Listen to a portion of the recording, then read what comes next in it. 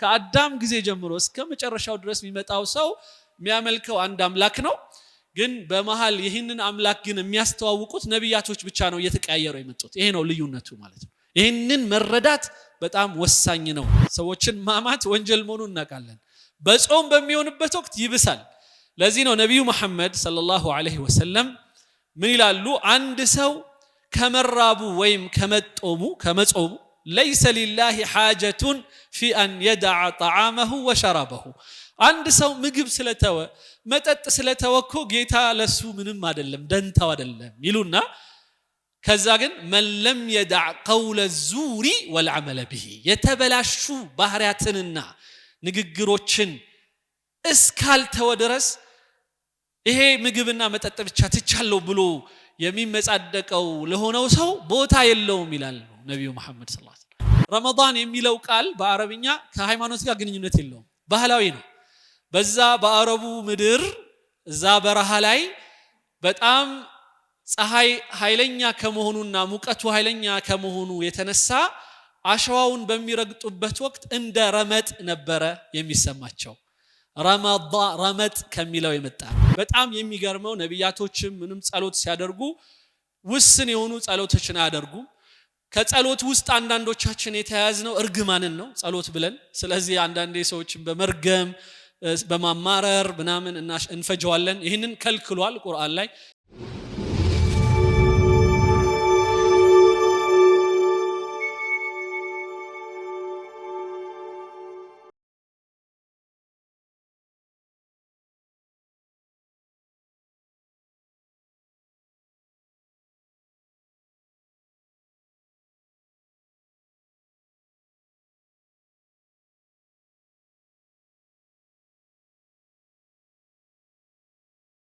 ቢስሚላሂ ራህማኒ ራሂም። በአላህ ስም እጅግ ሩህሩህ እጅግ አዛኝ በሆነው ማለት ነው። እናም በተለመደው ሁልጊዜ ምናልባት በኪንግስ ኦፍ አባይ በተለይ በአባይ ንጉሶች ሚዲያችን ላይ በምትሰሙኝና ሁልጊዜ በምሰጠው የሰላምታ አሰጣጥ በጀምር ደስ ይለኛል። አሰላሙ አለይኩም ወራህመቱላሂ ወበረካቱሁ። የአላህ ሰላም እዝነቱ ወይም ርህራሄውና በረከቱ ለሁላችንም ይሁን ማለት ነው።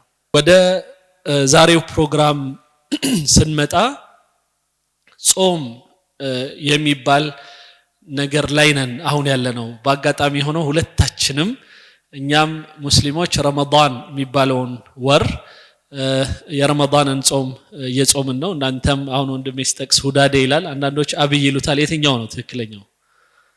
ሁለቱም አብይ ነው። ስለዚህ እኔ ነኝ ትክክል፣ ለኔ ራይት ይሰጠኝ። ኦኬ ቴንክ ዩ። ይህንን የአብይ ጾም እኛ ደግሞ ረመዳንን ጾም አንድ ላይ በምንጾምበት ወቅት ይህንን ርዕስ ደግሞ ወንድሞችና እህቶች መርጠው እዚህ ቦታ ላይ እንድንወያይበት ሲያመጡት ግጥምጥሞሹ በጣም ደስ ይላል። ወደ በጣም ብዙ ነጥቦችን እንዳነሳ ብዙ በተለይ ከቁርአን አንቀጾች አያቶች የሚባሉት በአረብኛው ብዙ የአረብኛውን ንባቦች ምናምን እየዘለልኩኝ ወይም ነካ ብቻ እያደረኩኝ ሜን ፖይንቶችን ነው ማነሳው። በእስልምናችን ሁል ጊዜ የሆነ አንድ ተግባር የሚፈጸምም ይሁን የምንከለከለው ነገር ሲኖር የመጀመሪያ ሪፈረንሳችን ወይም የመጀመሪያ ማጣቀሻችንና ምንጫችን ቁርአን የሚባለው መጽሐፍ ነው። በአጋጣሚ ሆኖ መጽሐፍ የሚለው ቃል በአረብኛው ደግሞ ሙስሐፍ ይባላል። ይሄ በቋንቋም እንደዛው ተወራራሽነታችንን ከግዕዝ ከአማርኛ ከአረብኛ ሌሎችም ሴሜቲክ ቋንቋዎች የሚወራረሱበት ከሆነው ነጥብ አንዱ ነው። ሙስሐፍ ላይ ወይም መጽሐፋችን ላይ መቀመጡን ጉዳዩ ማረጋገጥ ነው የመጀመሪያው ትልቁ ነጥባችን። ከዛ በኋላ ይህንን ቁርአን ላይ ወይም መጽሐፉ ላይ የተቀመጠውን ነገር የሚያብራራ በተግባር የሚያሳይ አንዳንዱ የእንቅስቃሴ አንዳንዱ ያተገባበር ነገር ስላለበት ያንን ነገር ደግሞ በማሳየት አንዳንዱ ደግሞ ትንሽ ጠጠር ያሉ ቃላቶች ያሉበትና ሐሳቡ 2-3 ሐሳብ አሻሚ የሆኑ ሐሳቦች ካሉበት ደግሞ እነዛን በመበተን ደረጃ የነብያዊው ትውፊት ወይም ነብዩ መሐመድ ሰለላሁ ዐለይሂ ወሰለም ከአለፉት ነብያቶች ውስጥ የመጨረሻው ብለን እኛ ምናምናባቸው የሆኑት ነብዩ መሐመድ ያንን መጽሐፍ በተግባርና አንዳንድ ጊዜም ደግሞ በሐሳብ አሻሚ የሆኑትን ነገሮች በማብራራት የሚታወቀው እንትን ኦተንቲክ የሆነው የተጣራ ምክንያቱም የተጣራ መልበት ምክንያት ቁርአኑ ላይ ያለው አንደርስታንዲንግ እና ያለው አዘጋገብ ትንሽ ለየት ይላል ትውፊቶቹ ላይ ያለው ደግሞ ለየት ይላል ቁርአኑ ላይ በአብዛኛው መለኮታዊና በጣም የሚገርም የሆነ ደግሞ የድምጸ ቅላጼ አይነት ያለበት በጣም በልዩ አይነት አነባበብም የሚነበብ ከመሆኑ አንፃር ነብዩ መሐመድ መጀመሪያ ልክ ያ ራእዩ ወይም ንባቡ ወደሳቸው በገብርኤል በኩል ወይም በጅብሪል በኩል ሲመጣ ለህዝቦቻቸው በቀጥታ ያነቡታል አስበውም ሳይሆን በግድ ነው አንዳንዴ የሚወጣው ምክንያቱም አንዳንዱ ትችትም ነው እሳቸውም ላይ ራሱ አንዳንዴ ይሄን ነገር ለምን አደረክ ሁሉ ሊሆን ይችላል እና ያንን በቀጥታ እንደወረደ ለሰዎቹ ያሰሙታል በዛው ቅላጼ ቁርአኑ ሲቀራ ልክ በቤተክርስቲያን አንዳንዴ የምንሰማው አይነት ድምጾች በጣም አንዳንድ ፊደሎችን የማርዘም አንዳንዱን የማጥበቅ ምናም ለየት ያሉ አናባቦች አሉት መለኮታዊ ነው ያም ምክንያቱም ልክ ገብርኤል እንዳነበበው ወይም ጅብሪል እንዳነበበው ነውና የሚያነቡት ማለት ነው ነብዩ መሐመድ ስለዚህ በዛ አነባብ መሰረት የመጣው ይሄ ቁርአን የምንለው 604 ፔጅ ሲሆን 604ቱን ፔጅ በአሁኑ ሰዓት የኔ አይነቱ ሰው እንኳን በቃሉ ይይዘዋል ለምሳሌ እኔ በቃሌ ይዤዋለሁ አሁን ላይ ማለት ነው አልহামዱሊላህ ስለዚህ እኔና መሰል የሆኑ ደግሞ በጣም በሚሊየንስ የሚቆጠሩ በዚህ ምድር ላይ በቃላቸው ይዘውታል ያ ነብዩ መሐመድ መጀመሪያ ከዛ በኋላ የሚሰሟቸው የነበሩና በቀጥታ አረብኛም ከመሆኑ አንፃር ሁለተኛ የራሳቸው ቋንቋ ከመሆኑ አንፃርና አሁን የነገርኳችሁ የአነባበቡ ስርዓት ራሱ በቀላሉ ሌላው ቀርቶ ምንም ቋንቋውን የማያቅ ሰው ራሱ በቃሉ እንዲይዘው የሚመች ሆኖ ነው የመጣውና እኔ በዚህ ስራ ውስጥ አንዳንዴ ከቁርአን አስተምሮት ጋራ ብዙ አሳልፍ ያለው በህይወቴና አንዳንድ ጊዜ በእኛ ራሱ በዚህ በኢትዮጵያ ለምሳሌ የ13 ዓመት ልጅ የ12 ዓመት ልጅ ከገጠር አካባቢ አምጥተ ነው እዚህ ወይም አንድ ቦታ የቁርአን ማዕከል የሚባለው ቦታ ላይ አስቀምጠ ነው 2 ዓመት አንዳንዴ 3 ዓመት አንዳንዱ በጣም ፈጣኑ ደግሞ በአንድ ዓመት ይህንን ያልኳችሁን 604 ፔጁን በቃሉ ይዘዋል ግን ያ ሰው ያ ልጅ እዚህ ውስጥ ያለው መልእክት ምንድነው ብንለው ምንም ላይገባው ይችላል እንደዚሁ ባንግላዴሽ የሆነ ማህበረሰብ ውስጥ ፓኪስታን ውስጥ ግብጽ ውስጥ ሌላም አረብም ሆነ አረብም ያልሆኑ ሰዎች በቀላሉ ይህንን የቁርአን አነባበብ አስተማሪው ያነበበላቸው እነሱ ከኋላ አብረው ይያሉ በቀላሉ በቃላቸው ይዘው የሚሄዱበት ሁኔታ ነው ያለው ይሄ ተአምራዊ ነገር ነው በሚሊየንስ እንዳልኳችሁ በአለም ላይ በአሁኑ ሰዓት ባይቆጠርም በትክክል ነገር ግን በሚሊዮንስ የሚቆጠሩ ብዙ የቁርአን በቃላቸው የሚይዙ ሰዎች እኔ እንኳን በህይወቴ በማቀው ለምሳሌ በአንድ ሐምዛ በሚባል የቁርአን ማዕከል ውስጥ 7 እያልኩኝ ለ6 ጊዜ ልጆች ባሁን ባልኳቸው እድሜ በቃላቸው እየያዙ ግራጁዌት ያደርጉ ነበር ይሄ ማለት ነው በትንሹ 7 በ6 በማባዛት ቢያንስ እኔ እንኳን ደማቃቸውና እኔ ያስተማርኳቸው ልጆች እንኳን በቃላቸው ይዘው የወጡት ቁርአኑን ምን ያህል ልጆች እንደሆኑ ማወቅ ትችላላችሁ ማለት ነው ስለዚህ በእኛ እምነት አላህ ከዛ ጅብሪል ወይም ገብርኤል ከዛ ያ ገብርኤል ደግሞ አምጥቶ ለነብዩ መሐመድ ያነበበላቸውን ንባብ በቀጥታ ለህዝባቸው እንዳልኩት አንዳንድ ጊዜ እሳቸውንም የሚወቅስ ነገር ቢሆንም ለምን ይሄን አረክ የሚልም ቢሆን ያንን ሁሉ ምሳሌ ልጠቅስ ይችላልው ምናልባት ጊዜ ከበቃኝ በኋላ ያንን በቃል ለሌሎች በማሰማት እነዛ ሰዎች ደግሞ በቃላቸው እየሰሙ ለሚቀጥለው ትውልድ ያስተማሩት በዚህ መልኩ የመጣ ከመሆኑ አንፃር ኦተንቲሲቲው ላይ ጥያቄ የለንም ቁርአኑ ላይ ምንም ጥያቄ የለንም በቃ በደንብ እንደመጣ ከዛ በኋላ በቃል ብቻ ሲወርድ የነበረው የነበረው አነባበቡ ራሱ በጣም የሚገርማችሁ ነገር ለምሳሌ እኔ ይህንን የቁርአን አንቀጾች እዚህ ኢትዮጵያ ውስጥ ሳልወጣ በቃሌ ይዤው ሳበቃ ግን ሳውዲ ሄጄ ወይ ሶማሌ ሄጄ ወይ አሜሪካ ሄጄ ገና የደረስኩ ቀን አንተ ቁርአን በቃልህ ይዘሃል ወይ ተብዬ ተጠይቄ አው ካልኩኝ ወደ መስጂድ ውስጥ የመጀመሪያው ፊት ለፊት መንበር ውስጥ ገብቼ የማሰገድ መብት አለኝ። ያንን በማሰግድበት ወቅት ሌላው ቀርቶ የነበረውን ብለው ከኋላ ያለው በመቶዎች የሚቆጠሩ ሰዎች ያስተካክሉኛል ያለ ምንም ጥርጥር ማለት ነው። በዚህ ደረጃ በጣም ኦተንቲሲቲው ወይም ልክነቱ በጣም በሚከብድ ሁኔታ ነው የመጣው የቁርአኑ። ስለዚህ ጥርጣሬ የለንም። ወደ ሐዲስ ወይም ደግሞ ነብያዊ ትውፊቱ ግን ስንመጣ መጀመሪያ ነብዩ ያረጉት የሚል ነው ነገሩ ወይም ደግሞ እንደዚህ አሉኝ የሚል ነው። ያ ከአንድ ሰው አንዳንዴ መነሻ ይሆናል። አንዳንዴ ሁለት ሰዎች ሊያወሩት ይችላሉ፣ አንዳንዴ ሶስት ሰዎች ሊሰሙ ይችላሉ። እነዛ የሰሙት ሰዎች ለሚቀጥለው ሰው ያሰማሉ እያለ ይቀጥላል። በዚህ ሁኔታ የሐዲስ ወይም የነብያዊ ትውፊት አዘጋገብ ደግሞ ማን ነው ይሄንን ነብዩ ከነብዩ የሰማው ይባላል፣ እገሌ ነው። ከዛ ያ የሰማው ሰው ስሙን ይጽፉታል። ቀጥሎ ከሱ በኋላ የሰማው እየተባለ አንዳንዴ አስተማሪ ነው የሚሆነው ለተማሪ እያለ የተዘገበ በመሆኑ አንዳንድ ጊዜ ክፍተቶች ይኖራሉ። ስለዚህ እነዛ ክፍተቶችን አጣርቶ በትክክል ከነብዩ መባሉን እና ከሳቸው ደግሞ የሰማው ሰው እውነተኛ ሰው መሆኑን ማረጋገጫዎች ምናምን ሁሉ ተቀምጦለት መስፈርት ተቀምጦለት በዚህ ደረጃ ለምሳሌ እንዲህ በማጣራት የነብያዊ ትውፊትን በደንብ መናገር ይችላሉ የተባሉ እንደነ ቡኻሪ ለምሳሌ አንድ በጣም በ9ኛው ምናምን ሴንቸሪ የነበሩ ሰዎች በ7ኛው በ6ኛው የነበሩ ሴንቸሪ ላይ የነበሩ ሰዎች ሶስት ሰው ብቻ ነው ከፊታቸው የሚኖረው። አባቴ ነገረኝ ይላሉ። ያ አባታቸው ደግሞ ከሆነ ሰው ሰምቷል፣ ያ ሰው ከነብዩ በቀጥታ ሰምቷል። ሶስት ሰው አራት ሰው ነው መሐላቸው የሚኖረው። በዚህ መሰረት እነዛን ሰዎች ብቻ ነው የሚያጣሯቸው። ልክ እንደ ዲክሽነሪ በእስልምናው ትምህርት ውስጥ የየሰው ማንነት መገለጫ መጽሐፎች አሉ በጣም ብዙ። እገሌ ሌላው ቀርቶ አንዳንድ ጊዜ ወይ ስግደቱ ላይ ሲያጎል ካዩት ወይ በባህሪ ለውጥ ካዩበት ወይም አንድ ካየውትና ከታዘብኩት በባዶ ሰፌድ ፈረስ ሲያታልል ያየውን ሰው እንኳን ሳይቀር ይሄ ሰው ፈረስ ሲያታልል ስላየሁኝ የነብዩ መሐመድን ንግግር ለኔ ሊነግረኝ ብቁ ነው ብዬ አላምንም ብሎ ንግግሩን የተወበት ሰው እናገኛለን።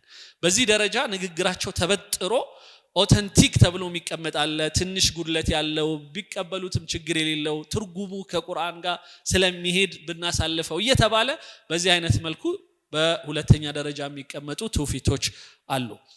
ስለዚህ ዛሬ የምናወራው እንደ መግቢያ ነው ይሄን ያነሳሁት እንጂ የምናወራው ስለ ጾም ነው።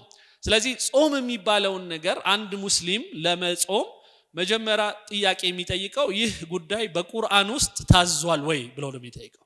ስለዚህ ቁርአን ውስጥ ታዟል ወይ በምንልበት ወቅት አዎ ሱረቱል በቀራ ተብሎ በሚታወቀው ምዕራፍ ውስጥ የላሟ ምዕራፍ በሚባለው ውስጥ ቁርአን ላይ ኩቲበ አለይኩሙስ ሲያም ይላል። እናንተ ያመናችሁ ሰዎች ሆይ እዚህ ጋር ያመናችሁ በሚልበት ወቅት አንድ መዘረዝረው ነገር ይኖራል። ያመናችሁ የሚለውን ቃል ቁርአን ላይ ይጠቀማል አንዳንዴ ያ አዩሃል ሙእሚኑን ማለት ነው። ያ አዩሃል الذين آمنوا እናንተ ምእመናን ሆይ ማለት ነው። እና ምእመናትስ ሲባል አንዳንድ ቦታ ላይ ሙእሚናት ይላል። ምእመናት የሚለውንም ይጠቅሳል። ብዙ ጊዜ ግን ሙእሚን የሚለው ውስጥ ምእመናት የምትለው ሴቶችም ባይ ዲፎልት ይገባሉ ብለው ነው የሚያስተምሩን። ስለዚህ ምእመናኖች ሆይ ይልና መጾም ጾም ይላል። በነገራችን ላይ ጾም የሚለው በአረብኛም ሶም ነው እና ሶ የሚለው ሳድ በአማርኛ ሰ አለ። በጣም ቀላል ሰ እሳቱ ሰ ብለን የምንጠራው ሰ ንጉሱ ሰ ብለን ደግሞ የምንጠራው አለ። በሁለቱ መሃል ላይ አጠራር ላይ በአረብኛው ኦሪጂኑ ልዩነት አለው። ልክ እንደ ግዕዝ ሳ እና ጸ የሚለውን ጸ የሚለውን ነው ብዙ ጊዜ የሚወክለው። ጾም የሚለውና ሳ የሚለው ጾም የሚለው አሁንም ከአማርኛው ጋር በጣም የሚሄድ ነውና ኩቲበ አለይኩሙስ ሶም ኩቲበ ተከትቦባችኋል ተደንግጎባችኋል ማለት ነው። እና ምናልባት አንዳንዴ ከቲባ ምናምን ለው ነገር አለ። ስለዚህ በአማርኛም ትንሽ ነገሩ ይወራረሳል። ለማንኛውም ወደዛ አሁንም አልገባባችሁም። የፊሎሎጂ የስነ ቋንቋ ተማሪ ስለሆንኩኝ እንትን ይልብኛል አንዳንዴ ቃሏን ስሰማ አልተውም እና እዛም እዚህም ይሮጣብኛል አይምሮዬ። ለማንኛውም ግን ጾም ማለት በአማርኛም በአረብኛም ጾም ነው የምንለው፣ ጾም ነው። ኩቲበ አለይኩም ተጽፎባችኋል ይልና እዚህ ጋር የምንነጋገረው ነገር ቢኖር ደስ ይለኛል። ቁርአን ላይ ብዙ ጊዜ ያ አዩሃ الذين آمنوا ይላል። ለምሳሌ እናንተ ያመናችሁ ሰዎች ሆይ ማለት ነው። ያመናችሁ ሲባል ያው በጌታ አምላክ እንዳለ የምታምኑ ይህ አምላክ የሚባለው ደግሞ ነገ ከእናንተ ጋራ የሚተሳሰባችሁ እንደሆነ መልካም በሰራችሁት የሚመነዳችሁ ባጎደላችሁት ደግሞ የሚጠይቃችሁ ይቅርታ ስትጠይቁት ይቅርታችሁን የሚቀበላችሁ ካፈነገጣችሁና ይቅርታውንም ቢካላችሁ ደግሞ የሚቀጣችሁ የሆነ በመጨረሻው ቀን የሚታመኑ 6 የሚባሉ ጉዳዮች አሉ። አንደኛው ራሱ አላህ ነው በጌታ ማመን፣ ሁለተኛ በመላእክት ማመን ነው። መላእኮች አሉ እነ ገብርኤል እነ ሚካኤል ምናምን የሚባሉት እነሱ ባናያቸውም ግን በመጽሐፉና በአፈ ታሪኩ በነቢያቶች አንደበት እንደተነገረን እናምናለን ብለን የምንቀበልበት ነው። ሌላው ነቢያቶችና መልእክተኞች ነው። እነሱም እንዳሉ ማመን፣ መጽሐፍ እንደተላከ ማመን፣ በመጨረሻ ቀን ወይም የጀጅመንት የፍርድ ቀን አለ በሱም ማመን ግዴታ ነው የሚላል። እነዚህን በሙሉ ያመናችሁ ማለት ነው ትርጉሙ። እናንተ በዚህ ሁኔታዎች የተቀበላችሁ ሰዎች በእናንተ ላይ ጾም ተደንግጓል ይልና ስለ ጾም በኋላ እናወራለን። ግን አሁንም ምን ይላል? ከማ ኩቲበ ዐለ الذين من قبلكم ይላል። ከናንተ በፊት ለነበሩት ሰዎች እንደተደነገገው ሁሉ ይላል። እዚች ላይ ቆም ማለት ፈልጋለሁ። ማን ናቸው እነዚህ ህዝቦች? እኛስ ማንን እና ነው ከናንተ በፊት የሚለው ሲባል እኛ ነብዩ መሐመድ ከመጡ በኋላ ያለን ሰዎችን ነው እዚህ ጋር ቁርአኑ የሚያመለክተው። እነዚያ የሚላቸውና እነሱ ከነሱ በፊት እንደተጻፈው የሚለን ደግሞ ከነብዩ መሐመድ በፊት በነበሩት ነቢያቶች የሚያምኑ የነበሩት። ለምሳሌ በኢየሱስ ወይም ኢሳ ብለን እንጠራዋለን እኛ፣ በኢሳ የሚያምኑ በሙሴ የሚያምኑ ወይም በሙሳ አይሁዶቹ በሌላ ስም ማለት ነው። እንደዚሁም ደግሞ በአብርሃም ሌሎችም ነቢያቶች ሁሉ ይህንኑ አሁን ያልናቸውን ሐሳቦች እያመኑ የመጡ ሰዎች እንደተጻፈባቸው በእናንተም ላይ ተጽፈዋል ይላል። እዚህ ላይ ቆም ስንል የመጀመሪያው ያ አዩሃ الذين آمنوا የሚለው ነው፣ ያመናችሁ የሚለው ነው። ያመናችሁ የሚለው ብዙ ጊዜ በዚህ በነብዩ መሐመድና በቁርአኑ እንደዚሁም ቅድም በተጠቀስኳቸው 6 ሐሳቦች የተስማሙ ሰዎች ብሎ ሪፎርም ነው የሚባለው። ሪፎርም ያረጉ ተብሎ ነው የሚወሰዱት። አሁን ከነብዩ መሐመድ ጋር አብረው የነበሩ ሰዎችና ከነሱ በኋላ የመጡት ሰዎች እነሱን ተጽፎባችኋል ይላቸዋል። ስለዚህ ምእመናን ብሎ ይጠራቸዋል። ግን አንዳንድ ጊዜ ቁርአን ውስጥ ሁሉንም ሰው ያስገባል በሚናገርበት ወቅት። ለምሳሌ ያ በኒ አደም ያለ የሚያወራው በጣም ብዙ ነው። እናንተ የአዳም ልጆች ሆይ ያለ ከ16 ጊዜ በላይ የአዳም ልጆች ሆይ ያለ የሚናገርበት ቦታ አለ። ይሄ ሁላችንንም የሚመለከት ይሆናል። ኢቭን አንድ ክርስቲያን ከፍቶ መጽሐፉን ቢያነብ ቁርአኑ ላይ ያ በኒ አደም የሚለው አንተ የአዳም ልጅ ሆይ ሲለው ይገባዋል፣ እሱም ይመለከተዋል ማለት ነው። ስለዚህ አንዳንድ ጉዳዮች አሉ ኮመን ናቸው፣ ከኦሪትም ከወንጌልም ከምንም ጋር አብረው የሚሄዱ ናቸው። ስለዚህ ያ በኒ አደም እያለ ነው። አንዳንድ ቦታ ላይ ያ አዩሃ الناس ይላል። ምን ማለት ነው? እናንተ ሰዎች ሆይ ይለዋል። እናም ቁርአኑ ላይ በተለያየ ቦታ እናንተ ሰዎች ሆይ የሰው ዘር ሆይ ያለ ያናገረናል። አንዳንድ ቦታ ላይ ደግሞ እናንተ ሰዎች ሆይ ብቻ ብሎ ያናገራል። አንዳንዴ ሴቶች ያ ኒሳ ይላል፣ ሴቶች ሆይ ብሎም ያናገራል። ቅድም እንዳልኳቸው ምእመናት እያለም ያናገራል። በዚህ አይነት መልኩ ብዙ ቦታ ስናገኝ በጣም እዚህ ቦታ ላይ ቆም እንድል የፈለኩበት ጉዳይ እንደ ሙስሊም እኛ ስንማር ሌሎች ወንድሞችን የምንጠራበት ደግሞ ሌላ አንድ በጣም የሚገርም ስም አለ። የምንድነው? ያ አህለል ኪታቢ የሚል ነው። ምን ማለት ነው? እናንተ የመጽሐፍ ባለቤቶች ሰዎች ሆይ። ይሄ የሚያሳየን ምንድነው? እርስ በርሳችን በምንጠራራበት ወቅት የሰው ዘር ነን። መጀመሪያ ከምንም ነገር ከመሆናችን በፊት ሰው ነንና እናንተ የሰው ዘር ሆይ ወይም የአዳም ልጆች ሆይ ብሎ መጠራራትን ቁርአን ውስጥ በጣም ደጋግሞ እናየዋለን። የሰው ልጆች ሆይ እያለ በጣም ይጣራል። እሱንም እንደዛው ሴቶች ሲሆኑ ሴቶች ሆይ ይላል፣ ወንዶቹን አንዳንዴ ምእመናን ይላቸዋል አንዳንዴ ምእመናት ይላል ይህ ጥሪ ግን በጣም ብዙ ነው በጣም ብዙ በቃ ከመቶ ምናምን ጊዜ ይሄኛውን አንደኛውን 90 ጊዜ አንደኛውን 100 ምናምን ጊዜ እናገኘዋለን ማለት ነው ይሄ በጣም ወሳኝ ነው ሌላው ከማ ኩቲበ على الذين من قبلكم ከናንተ በፊት የነበሩት ሰዎች እንደተጻፈባቸው ሲል ምን ማለት ነው እዚህ ጋር ደግሞ ሌላ በእኛ በሙስሊሞች ከነብዩ መሐመድ ጋር ተከትሎ የመጣን ሰዎችንና ከነብዩ መሐመድ በፊት የነበሩት በኢየሱስ በሙሴ በመሳሰሉት የሚያምኑ ሰዎችን የሚያስተሳስር ጉዳይ መጣ ማለት ነው በዚህ ሂደት ውስጥ እኔ እንደምረዳውና በደንብ እንዳስተማሩኝ አንዳንድ መምህራኖች በሃይማኖት ውስጥ ሁለት ነገሮች አሉ አንደኛው ዲን ተብሎ ይጠራል ሃይማኖት ተብሎ ይጠራል ያ ሃይማኖት የሚባለው ነገር ላይ ሁላችንም ኦልሞስት የምንተሳሰርበት ነገር ነው ልክ አሁን ቅድም እንዳልኩት አንዱ ጾም ነው አንዱ ስግደት ነው መጽሐፍ ማመን ነው በነቢያት ማመን ነው በመላእክቶች ማመን ነው ሌላው ደግሞ በመጨረሻ ቀን ሁላችንም ተነስተን እንቀሰቀሳለን የሚለው እንደዚህ አይነቱ በተለይ ሙስሊም ኦርቶዶክስ ፕሮቴስታንትና የሚባሉት ወንጌል ወይም ኦሪት ወይም ደግሞ መዝሙር የመሳሰሉትን እየተጠቀሱ የሚማማሩ ሰዎች የሚያምኑበት ነገር ናቸው ኮመን ናቸው እነዚህ ነገሮች ናቸው በእስልምናው ዲን ምንላቸው ኮመን ናቸው ማንም መጽሐፍ አለ ከሰማይ ጋር የተያያዘ ነው የኔ ሃይማኖት የሚል ሆኖ ሚስ ያረጋቸው እነዚህ ነገሮች ይሄ አንዱ ነው ሁለተኛው ነገር ግን ምንድነው ነቢያቶች በመጡ ቁጥር ይዘውት የሚመጡት ህግጋቶች ናቸው እነሱ ላይ ነው ምንለያየው መሆንም ያለበት ያ ብቻ ነበር ለምሳሌ በሙሴ ጊዜ የነበሩ ህግጋቶች አሉ እነዛ ህግጋቶች አሁን ላይ ላለው ማህበረሰብ አይሆኑም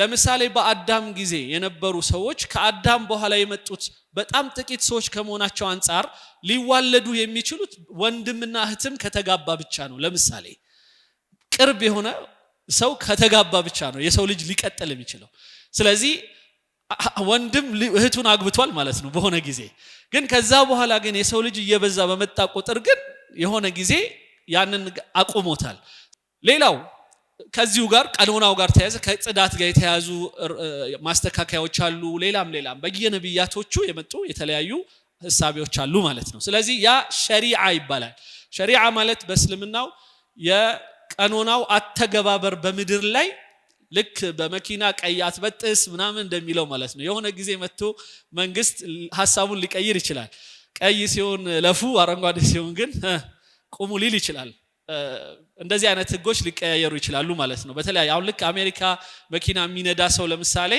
አረንጓዴ በርቶ የዛኛው በኩል ይሄኛው ቦታ ባዶ ከሆነ እንደዚህ ወደ ግራ መሄድ ይችላል እዚህ ሀገር ግን አይችልም ወደዚህ ለመታጠፍ ግዴታ ቀስት ያለውና ወደ ግራ ምልክት ያለው መብራት ሊኖር ይገባል አለበለዛ እስኪ ጠፋና ያኛው ቀይ እስኪያቆመው ድረስ መጠበቅ ግድ ይላል ሌላው ከዚህ ጋር ተያይዞ የሚነሱት እኛ ምናነሳቸው ልክ የአህለል ኪታብ ብሎ እናንተ የመጽሐፍ ባለቤቶች ብሎ የሚያነሳቸው አይነት ሚን ቀብሊኩም የሚል ማለት ከናንተ በፊት የነበሩት እንዳረጉት የሚል ቁርአን ውስጥ በ17 ቦታ ተጠቅሷል የተለያዩ ጉዳዮች ላይ 17 ቦታ በ11 ቨርሶች በ11 የተለያዩ ምዕራፎች ላይ ይሄ የሚያሳየን ነው ተሰስራችንን ነው ከሌላው ተገንጥለህ አይደለም ያለኸው ስለዚህ አንድ ላይ ነህ ባይሆን መደራደር ትችላል መነጋገር ትችላል ለምንድነው ነብዩ መሐመድን ማትቀበለው ብለን ማውራት እንችላለን ካንድ ሰው ጋር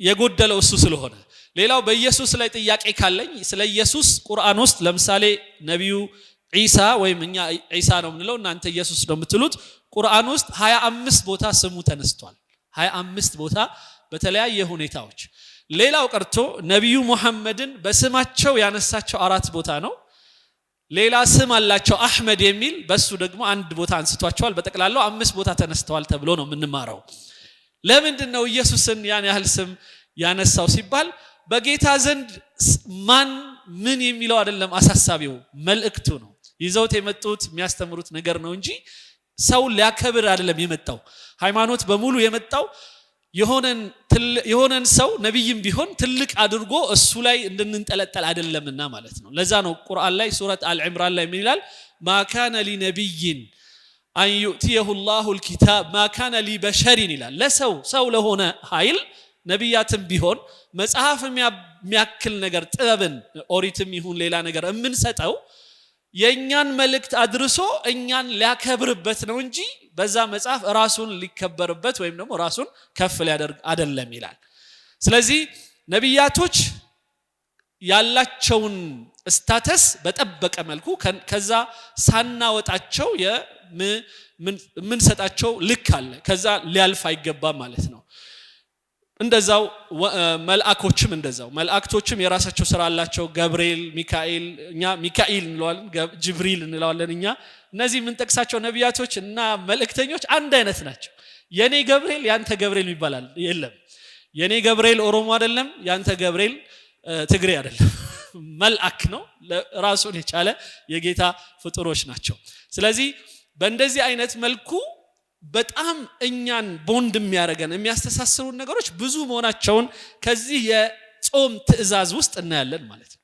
ስለዚህ ልዩነቶቻችን ላይ ከምናተኩረው ይልቅ የበለጠ አንድነታችን ላይ ብናተኩር ኖሮ ይሄ ምናልባትም የተለያየንባቸውን ጉዳዮች በቀላሉ በጥሩ ባህሪ መግባባት እንችላለን። አንዱ ወደኛ አንዱ ወደሱ መሄድ ይችላል። አለዛ ደግሞ ቢያንስ ሁሉም ተከባብሮ አንተም ሃይማኖትህ አንተም በሃይማኖትህ እኔም በሃይማኖቴ ብለን መለያየት የምንችልበት ሲቹዌሽን ይፈጠር ነበር። ምክንያቱም የሚያስማሙን ነገሮች በጣም ልክ የሌላቸው ከመሆኑ የተነሳ ማለት ነው። እንደ ምሳሌ ለመጥቀስ 10ቱ ትእዛዛት ቁርአን ውስጥ ሱረቱል አንዓም ሙሉ ተጠቅሷል። ሙሉ አትግደል፣ አትስረቅ፣ የሰው አትመኝ ሁሉም ማለት ነው እንዳለ ማለት ነው። ይቅርበል ሁሉም። ስለዚህ መጽሐፎቹ ላይ ኮመን የሆኑ ትእዛዛትና እንደዚሁም ነቢያቶች በሙሉ የምናነሳቸው በሙሉ አንድ አይነት ናቸው። ለምሳሌ አብርሃም፣ እናንተ አብርሃም የምትሉት እኔ ኢብራሂም የምለው በቁርአን ውስጥ 63 ቦታ ስሙ ተጠርቷል። ሙሳ፣ እናንተ ሙሴ የምትሉት እኛም ሙሴም እንለዋለን። ምክንያቱም በቁርአን የአቀራር ስርዓት ሙሳም የሚለው ተሰምቷል፣ ሙሴ የሚለውም አነባበብ ተሰምቷል ሁለቱም። ስለዚህ በዚህ ሁኔታ ሙሴ ደግሞ ወይም ሙሳ 131 ቦታ ተጠቅሷል። አንድ የኔ መምህር ነበሩ አሜሪካ፣ ሼክ ናቸው፣ ትልቅ የእስልምና ሊቃውንት። ለምንድነው ሙሳን እንደዚህ የደጋገመው አልኳቸው። ሙሳን በጣም የደጋገመበት ምክንያት አብሮት ያሉት ሁኔታዎች ናቸው። አንደኛ በኒ እስራኤል የሚባሉ፣ በነገራችን ላይ በኒ እስራኤል የሚባሉት ራሱ ቁርአን ውስጥ እስራኤል በኒ እስራኤል ምናምን የሚባለው 40 ቦታ ተጠቅሷል። 40 ቦታ በ16 ምዕራፎች በተለያየ ቦታ ማለት ነው። አንዳንዱ ቨርስ ላይ እየደጋገመው ማለት ነው። እንደነዚህ አይነት ሁኔታዎች በሙሴ ጊዜ ስናይ ተበዳይ የሆኑ በጣም የሚጎዱ የሆነ አንድ ንጉስ የሚያጠቃቸውና የሚጎዳቸው የሆኑ ማህበረሰቦች አሉ። ይሄ ነገር እስከ ትንሣኤ ቀን ድረስ አይቆምም አሉኝ። እስካሁንም ድረስ አሉ የሆኑ በፈርዖን ቦታ ሆነው ሁል ጊዜ የሚበድሉ የሚጨቆኑ ሰዎች አሉ ማለት። ሌላው በፈርዖን ቦታ ሆኖ የሚጨቆን አሁንም አለ፣ እስከ ትንሣኤ ድረስ ይቀጥላል። ስለዚህ ሙሴ ደግሞ እየታደሰ መምጣት አለበት። ለዛ ነው እኔ በኪንግስ ኦፍ አባይ ላይ እኔ ሙሴ ነኝ እላለሁ። ለምን ፈርዖኖች እኛ ላይ በውሃው ምክንያት የሚያደርሱብን ጭቆና አንዱ ነው ብዬ ስለማስብ ነው። ከዛ ነፃ ማውጣት ህዝቦቼን አንዱ የኔ ስራ ነው ብዬ አስባለሁ። ሙሳ ወይም ሙሴ ስራው አንዱ በኒ እስራኤል ወይም የእስራኤል ልጆችን ከፈርዖን መንጋጋ ስር ወይም ጉያ ስር ነጥሎ ማውጣት ነው፣ ከስቃያቸው ማዳን ነው። ይህንን ቁርአን ውስጥ በጣም ደጋግሞ ይናገራል። እንደዛው የማጂሺያኑ ነገር አለ፣ ማለትም አስማተኞች እና ሟርተኞች፣ የተለያዩ ሐሳቦች። ይሄ በሚዲያ የሚመሰል ስለሆነ ነው። ሚዲያው ምንድነው የሚያደርገው? ሐቅን መጥፎ አድርጎ መጥፎ ነገርን ሐቅ አስመስሎ ማሳየት ነው። ገመድ እያሽከረከሩ እባብ አስመስለው ሰው ፊት አይንን ያጭበረብሩ ነበር ይላል ቁርአኑ። ስለዚህ ሙሴ በትሩን ሲጥለው ነው ያንን ገመድ ሁሉ ውጦ ባዶ ያስቀራቸው። ከዛ በኋላ አመንን በሱ ይላሉ ይላል። ስለዚህ እንዲህ አይነት ታሪኮች የምንወራረሳቸው ናቸው። አንዳንድ አባቶች፣ ቀሳውስቶች፣ አንዳንድ ዲያቆናት ምናምን ጓደኞች ወዳጆቼ ጋር ስናወራ ይሄም እኮ እኛ ጋር አለ ይሉኛል። እና ይሄም ማለት ነው በጣም አብረን የምንወራረስባቸው ነገሮች ብዙ ናቸው። ኑህ ወይም ኖህ የሚባለው እናንተ ኖህ ብላችሁ የምትጠሩት እኛ ኑህ ብለን የምንጠራው ቁርአን ውስጥ 50 ቦታ ስሙ ተጠርቷል። 50 ቦታ። ኦኬ እንዳልኩት የአህለል ኪታብ የኪታብ ወይም የመጽሐፍ ባለቤቶች እያለ ቁርአን ውስጥ ብዙ ይጠቅሳቸዋል። ከዛ በኋላ ያ ከቀጠለው ከሆነው ነገር አንዱ ጾም ነው ይለናል። ከዚህ በኋላ ስለ ጾም ትንሽ ላውራ መግቢያዬ እንዳይረዝምብኝ ስለፈራው። ወደ እንትኑ ስንመጣ ወደ ጾም የሚለው ሐሳብ ጽንሰ ሐሳብ ስንመጣ መጀመሪያ ጾም የሚባለው ነገር በቋንቋ ደረጃ ቅድም እንዳልኩት መቆጠብ ማለት ነው። መቆጠብ የሚለው ቃል በፊት ለነበሩት ነቢያቶች እና አሁን እናንተ እንደምታደርጉት የምትቆጠቡበት ነገሮች ይለያያሉ፣ ግን ዋናው ነገር መቆጠብ ነው። መቆጠብ የሚለው እኛ ጋር እንደ ሙስሊም በነቢዩ መሐመድ አስተምሮት ከምግብም ከውሃም ከሴክሹዋል ኢንተርኮርስ ከሴቶች ጋርም ግብረ ስጋ ግንኙነት ከማድረግ በመቆጠብ ጎህ ከቀደደ ጊዜ ጀምሮ ፀሐይ እስክትጠልቅ ድረስ ይህን ነገር አለማድረግ ማለት ነው። ይሄ ነው በእኛ ጾም ማለት።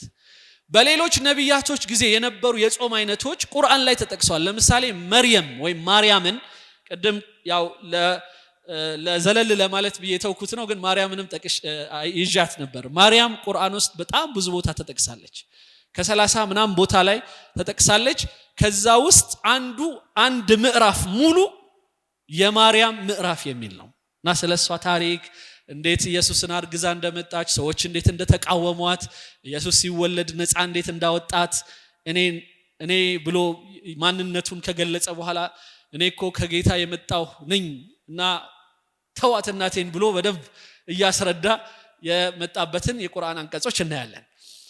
እና እዛ ላይ ማርያምን ወደ ህዝቦችሽ በምትመጪበት ወቅት ይሄ ልጅ እንዴት መጣ ብለው አንቺን በጣም እየጎተጎቱ ካስቸገሩሽና ማጣፊያ መልስ እንዳያጥርሽ ጾመኛ ነኝ በያቸው እና ኢየሱስ ራሱ እንዲናገር አደርገዋለሁ ይላል። ጾመኛ። ስለዚህ መቆጠብ የሚለው በዛ ወቅት በዛ ጊዜ ከመናገርም ሊሆን ይችላል ማለት ነው። ስለዚህ በእንደነዚህ አይነት እንትኖች ውስጥ አይሁዶች ላይ ወይም እናንተ ጋር ክርስቲያን ወንድሞቼ ጋር ከመናገርም መቆጠብ ያለባችሁ ያለበት ሁኔታዎች ካሉ ያንን ይመስላል። ያንን ኢንሻአላህ አባት በኋላ ምናልባት ሲናገሩ ይሄንን ሐሳብ ሊያስታውሱን ይችሉ ይሆናል። ሌላ አንድ የኛ ትስስርን ከዘለልኩት አንድ ነገር ነግሬ ባልፍ በጣም ደስ ይለኛል። ነብዩ መሐመድ በዋሻ ውስጥ እየሄዱ ዝምታን ይመርጡ ነበር። ቁጭ ብለው አንዳንዴ ከራሳቸው ጋር የጽሞና ወቅት ይቀመጡ ነበር። በህዝቡ በዛ ትርምሱ በቁማሩ ሴቶችን በሚቀብረው ጣውታት በሚያመልከው ምናምን ማህበረሰብ ውስጥ እርስ በርስ በማይከባበረውና አንዱን ሁሌ በሚገለው ማህበረሰብ ውስጥ ለብቻቸው በወጣትነታቸው ገና 40 ዓመታቸው እንደሆነ የሆነ ዋሻ ውስጥ ቁጭ ማለት ይወዱ ነበር ይላል አንዳንድ ትውፊቶች ሲነግሩን። ከዛ እዛ ባሉበትና ብቻቸውን ባሉበት ወቅት ጅብሪል በእኛ አስተምሮት ወይም ገብርኤል መጥቶ ከኋላ ትከሻቸውን እየጨመደደ አንብብ አላቸው ይላል። እቅራ ማለት አንብብ ማለት አላቸው ይላል። እሳቸው ደግሞ ማአነ ቢቃሪ ምንድነው ማነበው ይሉታል። እኔ ማነብ አይደለሁም፣ ምንድነው አንብብ የምትለኝ? አሁንም አንብብ፣ 3 ጊዜ አንብብ አላቸው ይላል። ከዛም በኋላ አንብብ በጌታ ስም አንብብ፣ ቀለምን በፈጠረው አንብብ፣ ሰማይና ምድርን በፈጠረው እያለ የተለያዩ ነገሮችን አነብንቦባቸው ጠፋ። ነብዩ መሐመድ ሰለላሁ ዐለይሂ ወሰለም በጣም ደነገጡ። ምንድነው የመጣብኝ አሉ። በዛ ጊዜ ያው ህብረተሰቡ እንደሚያምነው አጋንንት ወይም የሆነ ነገር ብቻ ልክፍት ነገር መጣብኝ ብለው ነው የፈሩት።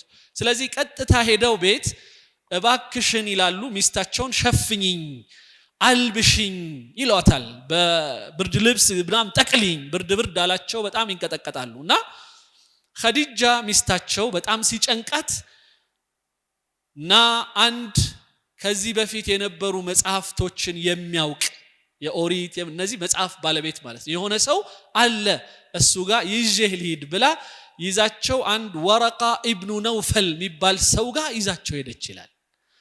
ማለት ይሄ እንግዲህ አስቡት፣ ሙስሊም አይደለም ሰውየው ማለት በእኛ እንትን በአሁኑ ኮንቴክስት ሙስሊም ይለው አይደለም፣ ግን ኦሪትን ወንጌልን የመሳሰሉት መጽሐፍ ያነበበ ነው። ምናልባት ሞስት ፕሮባብሊ ይህ ሰው ሊሆን የሚችለው የኢየሱስ ተከታይ ነው፣ የመጨረሻ ወይ አሁን ባለው ክርስቲያን የምንለው አይነት ሰው ነው። ይዛቸው ሄደች እሳቸውን ቁጭ ብለው ከሱ ጋራ ተወያዩ። ምንድነው የገጠመህ? እንደዚህ ነው ይሄ ነገር ከዚህ በፊት የነበሩት ነብያቶች ላይ የሚታዩ ምልክቶች አይነት ይመስላል። ምናልባት ጊዜ ሰጥቶኝ ከቆየሁኝና ብዙ ነገሮች አንተ ላይ ከመጣ ምልክት እና ከመጣ እኔም አንተ ተከታይ ሆኜ እምከላከልህ ሰው እሆናለሁ። ነገር ግን ሽማግሌ ነኝና ምናልባት ላልደርስብህ እችላለሁ አለ ይላል ሰውየው። ስለዚህ አትደንግጥ፣ የመጣብህ ነገር ምክንያቱም አንተ መጥፎ ሰው አይደለህም፣ ጥሩ ሰው ነህ በባህሪ በምንህ ብሎ ብዙ ነገር አሞካሽቶ እንዳንተ አይነት ሰው ላይ እንደዚህ በጣም ምትፈራው አይነት ነገር ሊፈጠር አይችልም ብሎ አጽናናቸው ይላል። ስለዚህ ይሄ ምንድነው የሚያሳየን? አሁን መጽሐፍ ቁርአንም ላይ ብዙ ቦታ ላይ መጽሐፍ ቅዱስ ከዚህ በፊት የነበሩትን መጽሐፍ የሚያነቡ ሰዎችን ጠይቅ የመሳሰሉት የሚሉት ነገሮች በሙሉ የተሳሰርን ሰዎች ነን ማለት ነው። ከአዳም ጊዜ ጀምሮ እስከ መጨረሻው ድረስ የሚመጣው ሰው የሚያመልከው አንድ አምላክ ነው። ግን በመሃል ይህንን አምላክ ግን የሚያስተዋውቁት ነብያቶች ብቻ ነው እየተቀያየሩ የመጡት። ይሄ ነው ልዩነቱ ማለት ነው። ይህንን መረዳት በጣም ወሳኝ ነው። በአሁኑ ጊዜ በተለይ ለመግባባትም ለመነጋገርም ግራውንድ ይሆነናል ትልቅ። ምክንያቱም የሚያስማሙን ነገሮች ማአት ሆነው ሳለ እኛ የምናተኩረው በጣም የተለያየ አይነት ጎራ ላይ እንደተቀመጠን ነው የምናስበው። ቢያንስ ምናልባት እኛ አምላክ የለም ከሚለው ሰው ጋር በጣም ትልቅ የሆነ ልዩነት አለን። አምላክ የለም ጭራሽ ከሚል ሰው እንጂ አንድ አምላክ አለ ያው ሙሴ፣ አብርሃም፣ ኢየሱስ ወይም ኢሳ የሚል ሰው ጋር ማርያም የሚል ሰው ጋር ፈጽሞ ትልቅ የሆነ ልዩነት ሊኖረን አይችልም፣ አይገባምም። ስለዚህ ከነዛ ጋር ቁጭ ብሎ ለማውራት ትልቅ የሆነ ግብአት ነው የሚሆነው። ይህ የጾም ላይ ከተጠቀሰው የቁርአን አንቀጽ በደንብ ከሰማነው አንድ ልንማረው የሚገባ ከጾም ባሻገር ብዬ የወሰድኩት ነው። ይሄ ገና የጾሙ ትእዛዝ ሲመጣ ይሄን ነገር ነው ያካተተው። ሚን ቀብሊኩም ከናንተ ፊት የነበሩት እንደገና አህለል ኪታብ ወይም መጽሐፍ ባለቤቶች የሚለው ነገሮች መነሳቱ ምንድነው የሚያሳየን? ይሄንን ትስስር ያሳያል። ሌላው ጾም የሚባለውን ነገር ከረሃብ ከዚህ አይነቱ መጠማት ምናምን የሚለው ነገር ወደ ምን እንዲወስደን የተፈለገው ሲባል ቁርአኑ ላይ እዛው ምን ይላል? ለዓለኩም ተተቁን ይላል። ምን ማለት ነው? የጌታ ፍርሃት እናንተ ዘንድ እንዲመጣ ይላል። ፈሪሃ ጌታ እንድትሆኑ፣ ፈሪሃ አምላክ፣ ፈሪሃ አላህ እንድትሆኑ ስለሚፈልግ ነው ይላል። ተቅዋ የሚለው ቃል በአረብኛ ኢተቃ ከሚለው ወይም ተከለከለ ከሚለው ተጠበቀ ከሚለው የመጣ ነው። ከምንድነው የምትጠበቀው ሲባል ሁለት ነገሮች ነው። አንደኛው በዚህ ምድር ላይ በመሰራው ኃጢአት ከሰዎችም ጋር ሆነ ከጌታ ጋር በተያያዘ ነገር እዚሁ ምድር ላይ የራሴ ጥፋት ሰለባ እንዳልሆን እዚህ ምድር ላይ እሱን መጠንቀቅ ማለት ነው። አንድ ሁለተኛው መጠንቀቅ የሚባለው ምናልባት ጌታ ሊተወን ይችላል። ወንጀልም እየሰራን ዝም ብሎ ሊለቀን ይችላል። እዚህ እያጠፋን ስንት ወንጀለኞች ናቸው። በቃ ሰው ገለው ሰው አጭበርብረው ምን ብለው ግን ጥሩ ህይወት ይኖራሉ። እየወፈሩ እየደላቸውማ ይኖራሉ። ምንም ችግር የለባቸው። ግን እነዚህ ሰዎችን ቀን አላቸው። የምን ቀን? የፍርድ ቀን ይባላል።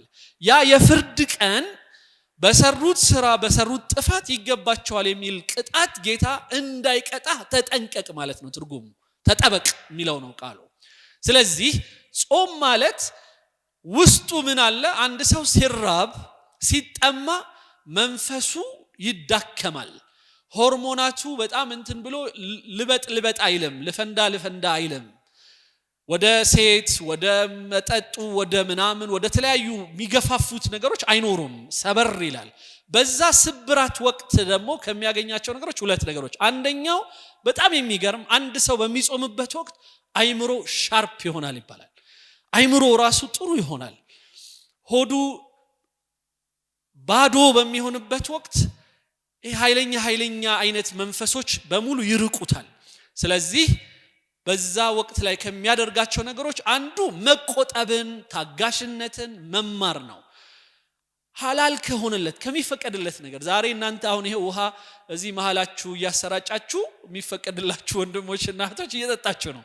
እኔ ግን ልጠጣ አልችልም። በቃ ይሄ ነው በቃ ራስን ማስገዛት ሐላል ነው። በጣም ጠምቶኛል ውሃ ሌላው ቀርቶ በአጋጣሚ ሆኖ በማታም ራሱ በስነ ስርዓቱ ስላልበላሁኝ ከዛም በደንብ ስላልጠጣሁኝ ምናምን እኔ አሁን ላይ የመጀመሪያም ቀን ከመሆኑ አኳያ በጣም ውሃ ጠምቶኛል ሪሊ ግን ይሄንን ውሃ ያየሁት በፍጹም አልጠጣም ብዬ ራሴን ስላሳመንኩት ምንም ነገር አይሰማኝም ይሄ ማለት የሰው ልጅ የተከለከላቸውን ነገሮች የማይገቡ ነገሮችን መተው የሚችል መሆኑን ለራሱ መንገር ማሳመን እናም አክት ማድረግ እንደሚችል ራሱ ማሳያ ነው ስለዚህ ነው ብዙ ጊዜ ልክ ሐጅ ላይም እንደዚሁም ጾም ላይም የቁርአኑ አንቀጽ ሲመጣ ሌላው ቀርቶ ለምሳሌ ሐጅ ላይ መገፋፋት ይኖራል ሰው አለ ቢሰዳደብህ እንኳን መልስ አትስጠው ይላል ለምን ለማመድ ነው እንጂ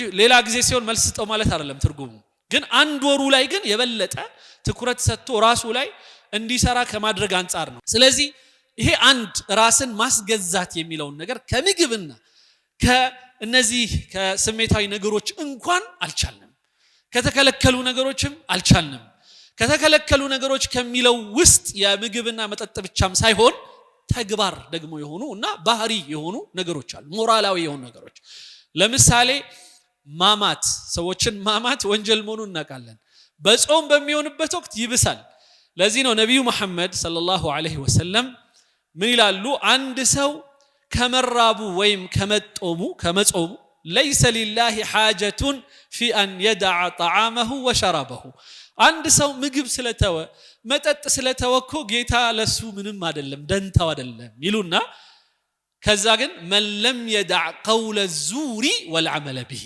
የተበላሹ ባህሪያትንና ንግግሮችን እስካልተወ ድረስ ይሄ ምግብና መጠጥ ብቻ ትቻለው ብሎ የሚመጻደቀው ለሆነው ሰው ቦታ የለውም ይላል ነብዩ መሐመድ ሰለላሁ ዐለይሂ ወሰለም ስለዚህ ጾሟል ግን ይሳደባል ጾሟል ያማል ጾሟል ይዋሻል ጾሟል ይጠላል ጾሟል ሌላም በጣም ብዙ የሆኑ መጥፎ ባህሪዎች ይሰርቃል ስለዚህ እንዲህ አይነት ነገሮች በሙሉ ምንድነው የሚያሳዩት የምንጾማቸው የጾሞች ሂደቶች ያጾም ራሱ ተግባራችን የታለመለትን ተቅዋ የሚባለውን ወይም የጌታ ፍርሃቻ የሚባለውን ነገር ሊያመጣልን አልቻለም ማለት ነው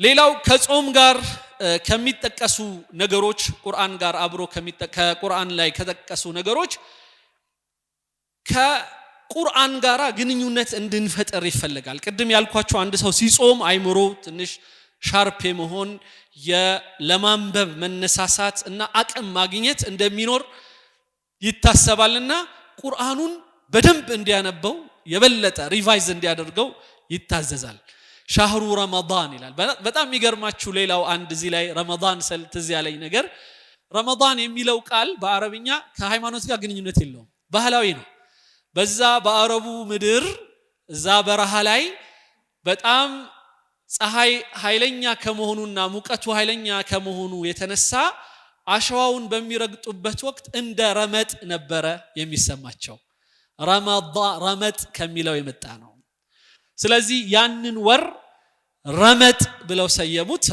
ብለው ሰየሙት ረመዳን ማለት የረምጣም ወይም ደግሞ ምድር ይባለው የረመጣም ቀን ማለት ነው በጣም ቀኑ መሬቱ የሚያቃጥል ማለት ነው እዚህ ጋር ምን እንማራለን የቁርአን ትእዛዝ የመሳሰሉት ሲመጡ የሰዎችን ባህል በሙሉ ሊያጠፋ አይደለም የመጣው ባህላቸውን ምንም ችግር የሌለውን ባህላቸውን እንዳለ ነው ያቆየው አለባበሳቸውን ቀይሮ አላላቸውም አበላላቸውን ቀይሮ አላላቸውም ለምሳሌ ዱባ ነበር የምትበሉት ከዚህ በኋላ እስላም ስለሆናችሁ ስጋ ብቻ ብሎ አላላቸውም ልክ በፊት የነበረውን ባህሪያቸውን ይዘው ነው የቀጠሉት ክርስቲያን የነበረውን በዛው ባህሪው አለባበስ ስሙን እንኳን መቀየር ግዴታ አይደለም በጣም ከሚገርማችሁ አህያ የሚል ስም ይሰጡ ነበር እነሱ አህያ የሚል ስም እንኳን አይቀይሩም ነበር ነብዩ መሐመድ ሰለላሁ ዐለይሂ ወሰለም አህያ ማለት ታጋሽ ማለት ነው ከልብ ይሉ ነበር ኩለይብ ማለት በጣም ውሻ ማለት ነው ግን ውሻ የሚለው ለታጋሽነቱ ነው የሚሰጡት ለልጆቻቸው ስም ያንን እንኳን አልቀየሩም ግን አምልኮታዊ የሆነ ለምሳሌ አብዱ ሸምስ የፀሐይዋ ባሪያ የሚል ስም ካለ ግን ያንን ሰው ቀይር ስም፣ አንተ የፀሐይ ባሪያ አይደለህም የጌታ ባሪያ ነህ እንጂ ብለው አብዱራህማን አሉት ይላል። እንዲህ አይነት ካልሆነ በስተቀር ምንም ነገር ሳይቀይሩ እንደሄዱ በዛው ረመዳን የሚለውም እንደዛ ያሳያል። ከዛ በኋላ ይህንን ረመዳን ውስጥ አንድ ከሚጠበቅ ነገር ከቁርአን ጋር ያለን ግንኙነት በነፍሳችን ሰበር ባለበት ሰዓት በረሃብና በጥማት ይሄ ረሃብና ጥማትን በረመዳን ብቻ እንዳናደርገውም የሚያስተምረን አስተምሮቶች አሉ። ሌላም ጊዜ ሰኞ፣ ሐሙስ፣ ሌላም በወር አንዳንዴ 3 ጊዜ እንደዚህ ምን ጾምበት ሁኔታዎች አሉ። የሱና ጾም ወይም የበጎ ፍቃድ ጾሞች ይባላሉ፣ ግዴታ ያልሆኑ ጾሞች። በሱም እንድናለማመድ ራሳችንንና በዛው እንድንቀጥል ነው። እቺ አንድ ወር እንደ ትሬኒንግ ወር ነው የተወሰደችው። ስለዚህ በዚህ ወር ውስጥ ሌላው ከምናደርገው ነገር ቁርአኑን ሙሉን ማንበብ። ያ ምን ይጠቅመናል? በአሁኑ ሰዓት ህይወታችንን እየመራን ያለነው መጽሐፎቻችንን እያነበብን አይደለም። ከመጽሐፉ በጣም ርቀናል። ሁላችንም መጽሐፍ ቅዱስን ከፍተን ቁርአንን ከፍተን እምናነበውና እኛነታችንን ስናነበው በጣም ይለያያል። ስለዚህ ይህንን ነገር ለማስተካከል ግዴታ በወሩ ሰላት እየተሰገደ 30 ጁዝ ሙሉ እንዲነበብ ይደረጋል። ይሄ አረቦችን ጠቅሟቸዋል። ምክንያቱም አረብኛ ስለሆነ እዛው ላይ በደንብ ከሰሙና ከሰሩበት ማለት ነው። እኛ ጋር ስንመጣ የቋንቋ ባሪየር አለ አንድ። ስለዚህ ቋንቋ ሁለተኛ ነው። እንደገና ምንድነው የሚለው ብለን ገና ጠይቀን ነው የምንማረው። ለዛ ገቱ የለንም፣ ለዛ ፍላጎቱ ብዙ ጊዜ የለንም። ያ ችግር አለብን። ስለዚህ አረብኛ ተምረን ወይም አረብኛን ባንማር የተተረጎመውን የቅዱስ ቁርአን ተብሎ ትርጉም ተብሎ የተሰራውን ከአረብኛው ጎን ለጎን እያነበብን የምንታዘዘውን የምንከለከለውን ነገር ማወቅ መቻል አለብን። አለበለዛ አንዳንዴ አረብኛውን እያነበብን የንባብ ያህል ልክ እንደ ጾሙ የባህላዊ የሆነ ንባብ እናነባዋለን። ነገር ግን ቅላጼውና እቺ ማነብነቧ እንጂ ሌላው ምንም ነገር ከውስጡ የተማርንበት ነገር ሳይኖር ይወጣል። ስለዚህ ከቁርአን ጋር ያለንን ግንኙነት እንድናሻሽል ያዘናል። በዚሁ ከቁርአን ጋር የተጠቀሰው ከጾም ጋር የተጠቀሰው ጸሎት ማብዛት ይላል። ጸሎት ማብዛት፣ ስግደት ማብዛት እንደዛው የታዘዝነው ነገር ነው። ጸሎት የሚለው ቃል በጣም የሚገርመው ነቢያቶችም ምንም ጸሎት ሲያደርጉ ውስን የሆኑ ጸሎቶችን አያደርጉም። ከጸሎት ውስጥ አንዳንዶቻችን የተያያዝነው እርግማንን ነው ጸሎት ብለን። ስለዚህ አንዳንዴ ሰዎችን በመርገም በማማረር ምናምን እንፈጀዋለን። ይህንን ከልክሏል ቁርአን ላይ። ጸሎትህ ሁል ጊዜ ልክ ነቢዩ ኢብራሂም ጸሎት ሲያደርግ የነበረው ጌታ ሆይ ሀገራችንን አማን አድርግልን አለ ይላል። ልጆቼን ከተለያዩ አልባሌ ነገር ጠብቃቸው ብሎ ለልጆቹ ጸለየ ይላል። ስለዚህ ለቤተሰብ ለራሳችን መልካም ነገር መጸለይን ያስተምረናል። ስግደት የሚባለውን እንደዛው ልምምድ ነውና አንድ ወር ብቻ ሰግደን ከዛ በኋላ ምን ጠፋበት ሳይሆን ከዛ ወሩም ከወጣ በኋላ ጊዜውን ጠብቀን የምንሰግድ ሰዎች እንድንሆን ይፈለጋል።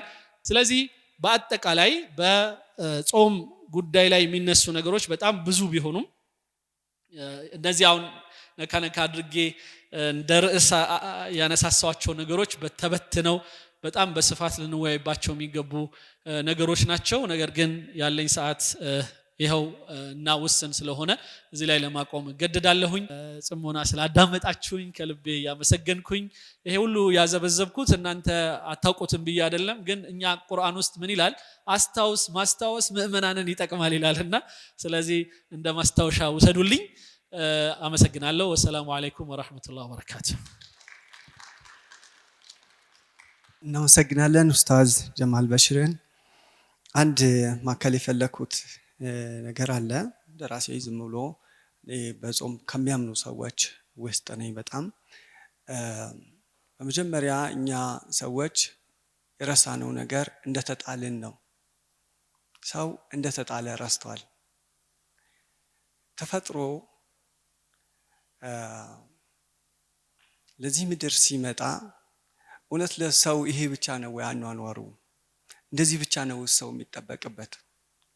ደክሞ መብላት፣ መቸገር፣ መሞት፣ መራብ፣ መድከም፣ መጣላት፣ በጦርነት መጎሳቆል ምንም በማያውቀው ፈልጎ ባልመጣው ዓለም ለምንድን ነው ብሎ መጠየቅ አለበት። ሲጠይቅ የደፈረሰ ማንነቱን የሚያጠራበት መንገድ አንዱ ጾም ነው። ልቦና በብዙ ነገሮች ውስጥ ይደፈርሳል። ልቦናን ከሚያደፈርሱ ነገሮች ውስጥ አንዱ እንቅልፍ መንገላጀጅ ነው። ሰው በእንቅልፍ ሰዓት ምን ሊናገር ይችላል? ልቦናን ከሚያደፈርሱ ነገሮች ውስጥ አንዱ መጠጥ ነው። ሰው በሰከረ ሰዓት ምን ሊናገር ይችላል? ልቦናን ከሚያደፈርሱ ነገሮች አንዱ ጾታዊ ግንኙነት ወይም ቴምፕቴሽኖች ናቸው። እንደዚሁም ሰው በጾታዊ ስሜት በተያዘ ጊዜ የሚናገረውን ከማይናገረው ይዘባርቃል። ሰው መዘባረቁ ብዙ ነው። ስለዚህም አንድ ሰው የሚናገረውን ራሱ አይደለም የሚናገረው እስከ ማለት ድረስ ማለት ነው። እንግዲህ በሰራንበት ሁዳዴ እንዳልነው ሰፊ እርሻ ቦታ ነው ሲባል ሰምቻለሁ። በእርሻ ቦታ ላይ የሚበቅሉ ሰብሎች ምን ምን ናቸው? የዘራነውን ብቻ ነው የምንበቅለው? የሰው ልጅ አፈር እንደመሆኑ ከአፈርም እንደተሰራ በልቦናው ላይ የሚበቅሉ ነገሮች ምንድን ናቸው? እውነት ሰብል ብቻ ናቸውን? ፍሬስ ይበቅላል? ሰብሉን ከአረም እንዴት አድርጎ ነው የሚለየው? ሰው ልቦናውን ማጥለል ቢፈልግ የልቦና ማጥለያ መንገዱ ምንድን ነው? የጠለለ ልቦና ምንድን ነው ያለው? ምሳሌ በአንድ ባህር ውስጥ አንድ ቀለም ብንጨምር፣ አንድ ጣሳ ቀለም ብንጨምርበት ኤግዛምፕል በትንሽ ኩሬ ውስጥ እዛ ውስጥ የሚዋኙ አሳዎች እርስ በርስ ይተያያሉን? ማህበረሰብ ምን ቢጨመርበት እንዴት ይደፈርሳል? የደፈረሰ ማህበረሰብ በምንድን ነው የሚጠራው? እና አንድ ሰው ወደ ማህበረሰብ ገብቶ አደፍራሽ ሊሆን ይችላል። ስለዚህም ወደዛ ከመግባት መቆጠብም ጾም ነው። እንደዚሁም ደግሞ አንደኛ እኛ ገብተን ነው ማለት ነው የምንረብሸው። ወደኛ የሚገቡ ነገሮችም እኛኑም ያደፈርሱ ይሆናሉ። ስለዚህም አንደኛ ከኛ የምናስወጣውን ወደ ማህበረሰብ የምንከተውን ወደኛም ደግሞ የሚገቡትን ነገሮች እንድንቆጥብና ልብ እንድንል በማሰብ ነው። ማሰብም አለብን ብዬ አስባለሁ። ስለዚህ የዚህ መቃኛው ትልቁ ነገር ጾም ነው ብዬ እኔ አምናለሁኝ። እንደው በመሃል እየወጣሁ ይመስለኝን ለማለት እሞክራለሁ። በመቀጠል መስሪያ አለ። መስሪያ ማለት ሰዎች በመሶብ ክብ ቀርበው ይበላሉ። በዚሁ 7 እየሆኑ ነው ከክርስትና ሃይማኖት አንጻር እና ያው የራሱ አባ ይነግሩናል በኋላ። መስሪያው ምግቡ ሰውን መልሶ ይሰራዋል ብዬ አምናለሁ። አሁን ባለንበት ደረጃ ሰው የሚበላው ነው። ሰው የሚበላውን ነው የሚያስበውም፣ ጥሩ የሚያስበውም፣ መጥፎ የሚያስበውም፣ በሚያሳንሰውና በሚያበዛውም፣ በመጠኑም በአይነቱም ሰው የሚበላውን እየሆነ ያለበት ጊዜ ነው ያለ ነው ማለት ነው። ስለዚህ የምንበላው የምንመገበው በአእምሮም ሆነ በፊዚካል በእነዚህ ምግቦች እኛኑን እየሰሩን ስለሆነ ልብ እንበል በሚለው ነው እና